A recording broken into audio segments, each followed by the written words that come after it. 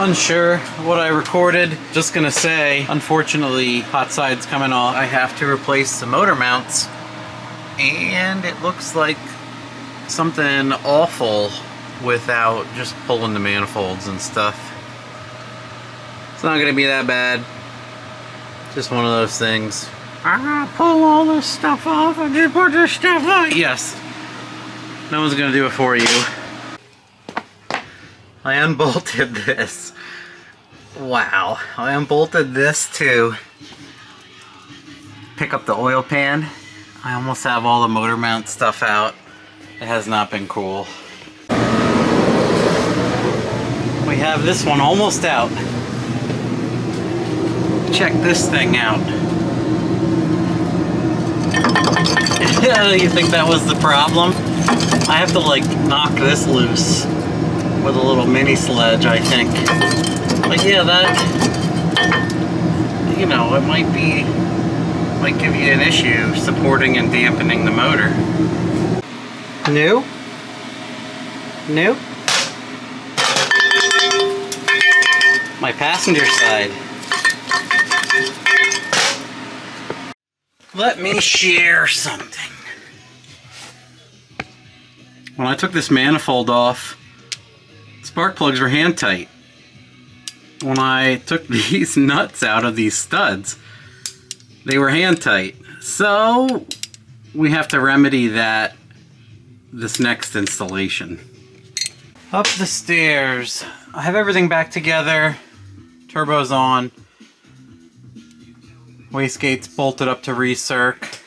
There's significant height difference in where the kit is and the frame rail and whatnot now. Very different.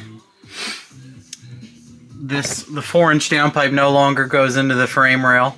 It goes down into where the exhaust should go.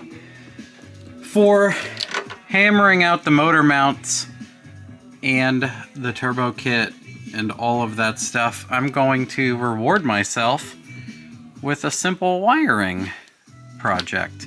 So we're going to split out. I have this jammed in here to be a temporary IAT sensor.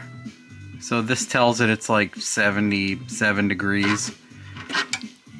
So I am going to, this is not the order, but let's say 12 volt sensor ground, MAF, Hertz airflow, IAT, and sensor ground for IAT. So we're not using the mass air meter anymore, but it's 12 volts sensor ground and mass air meter. We can recrimp these three into a flex sensor plug it into the flex sensor yonder, and then move the pin that's mass air meter signal in to flex in, and then also break out the IAT. And this is so long that I can't imagine we have to add any wiring. We'll probably be cutting it back. It goes down there by the firewall. Also, that's the low coolant guy right there. It'd be cool to reutilize that somehow. I will leave it, or I will just bridge it out for now so it doesn't throw the light.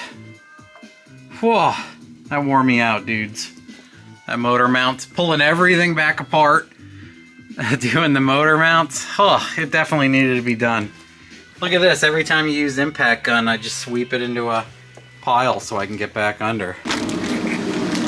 Gentlemen, I have split the loom gently up. This is my coolant, low coolant guy right here. And then I split out the IAT wiring, inlet air temp. And then this is the mass air meter, and that is going to get re-crimped into the flex. So what we're going to do, meow, is we're going to take these guys and we're going to put a IAT plug on it. Crimpy dimpy, and then, I don't know, try to loom this nicely? Is that doable? I think I might have stuff. Monkey Fab IAT pin kit right here. I got my IAT wires broke out here. I'm gonna slide this thing down and then crimp the end on. At least that's what I'd like to do. Come along on this journey and see how I end up.